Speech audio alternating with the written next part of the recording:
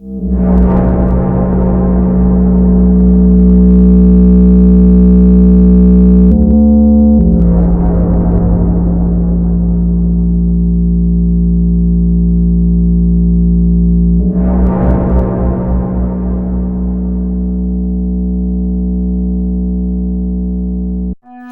for Halloween again. Now this time, I'm giving myself a break, and I'm going back to one of my favorite video game franchises, Castlevania.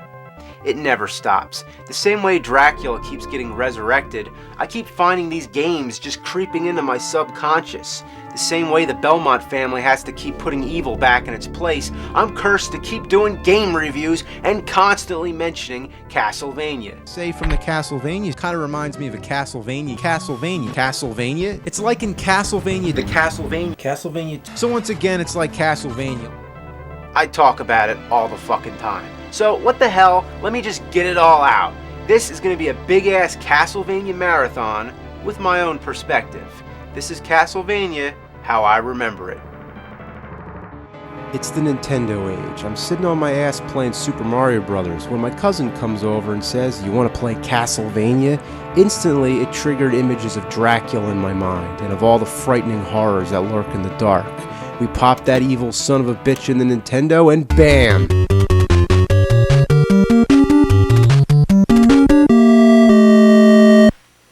Oh shit!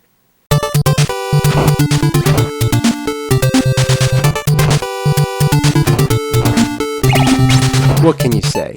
It's side-scrolling 2D action at its finest. Now keep in mind, NES was in its early years, so I was still getting used to games that consisted of more than one screen. When I got to the giant bat, I thought it was Dracula, but nope, just the first level boss. I still had a whole game ahead of me. Not only is it a culmination of our classic gaming sensibilities, but of all the horror cliches. We have mummies, hunchbacks, and the Frankenstein monster straight out of the Universal movies. It also reminds me of the Hammer horror films with all its gothic scenery, and it draws from Greek mythology too, like the Medusa. Even the Grim Reaper makes an appearance. Death himself takes orders from Dracula. This game is simply a masterpiece. I love it.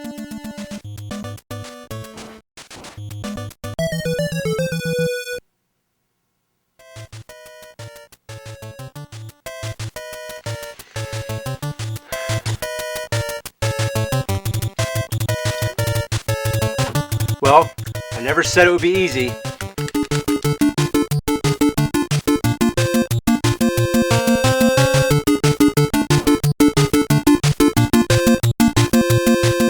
I am prepared to talk about the more frustrating aspects of the game, but first I want to discuss the more quirky moments, just those funny fantasy video game elements that are usually taken for granted.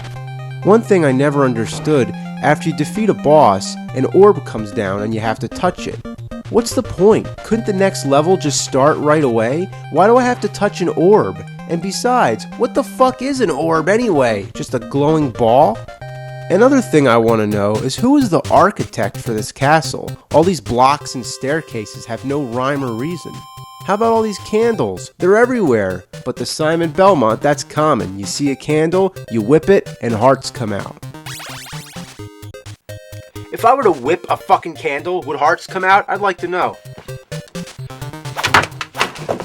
Oh shit! In most games, hearts replenish your health. But in Castlevania, they're basically ammunition for whatever weapon you're holding. In the second game, the hearts are currency. So in a nutshell, the hearts in Castlevania games are anything but health. The only thing that replenishes your health are food that Simon conveniently finds in the walls. I always thought it was a roasted turkey or a carved ham right out of a Tom and Jerry cartoon. However, the instruction manual says that it's a pork chop. Okay, well that's a pretty big pork chop. Who cooked it anyway and hid it in the fucking wall? And if you were Simon Belmont, would you eat an old pork chop that you found in a wall? It must be fucking dirty. I do have to say that would be convenient. If all I had to do was just whip the wall when I was hungry, this wall would break. If there's a fucking pork chop in this wall, I would so eat it. Now let's talk about the difficulty. I don't think anyone would deny this is one of the hardest games ever made. And it's all because of one simple problem. When Simon gets hit, he jumps back. You could have full health, but just because there's a pit behind you, you're dead. It's a severe handicap that fucks up the entire game and the rest of the series. Then there's certain enemies that just piss the shit out of me. There's hunchbacks which jump all over the place. I used to think they were monkeys. And then of course there's those enemies that just fly across the screen, like the Medusa heads and the bats. The hardest part in the entire game, besides Dracula, is the hall right before the Grim Reaper. You have Medusa heads coming at you from both directions, and two knights throwing axes at two different altitudes. I mean, look at the pattern going on here. Anything that hits you drains a quarter of your health, so that means 4 hits and you're dead. Oh, but the knights take 9 hits. 9 fucking hits. You can't even concentrate on attacking them because you're too busy dodging Medusas. But you can't dodge the Medusas because you're too busy dodging the axes. But you can't dodge the axes because you're trying to hit the knight. But you can't hit the knight because the game's driving you fucking crazy. It's like a test. It's a test to the shit. When you get to Dracula, don't even bother fighting him until you stock up on hearts. Go back down the steps, come back up, and all the candles are back. Rinse and repeat. This is extremely tedious, and nobody feels like doing it, but if you want to stand any chance against Dracula, you're gonna have to. Dracula may not seem so bad at first, especially after you send his fucking head to the moon, but then... oh my god. What in the unholy name of ass is this fuckness? Oh wait, that's not a word? Well, it should be. So you fight the evil cookie monster, your health is never replenished, so this whole thing is like an endurance round.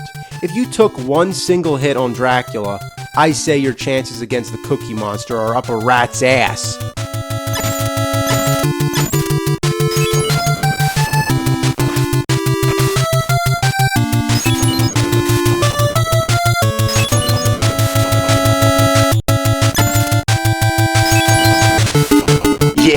It took me 20 years, but I finally got this game beat.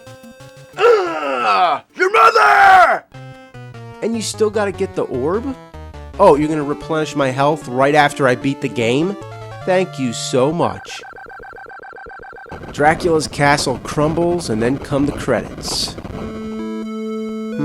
Trans Fisher? It reminds me of Terrence Fisher, the director of many of the Hammer horror films. That's a funny coincidence. Oh wait, Bram Stoker? Like Bram Stoker, the author of Dracula? Well, Christopher B? Is it a joke? I don't get it. Are they saying Christopher Lee is like a bee? No, it can't mean that. This is probably just a series of strangely coincidental typos. Belo Lugosi, Boris Karloff's, they're just fucking around. Love Cheney Jr., Mick Shreks, Green Stranger? Is this supposed to be funny? Like, just to take a celebrity's name and change it around?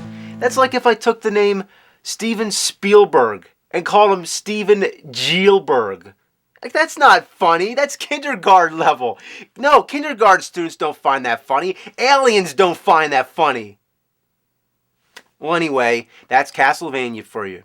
Good game, but holy fuck is it hard. Now, as promised, we're going to plow through the rest of them. All the old school Castlevania games. The ones that I grew up with.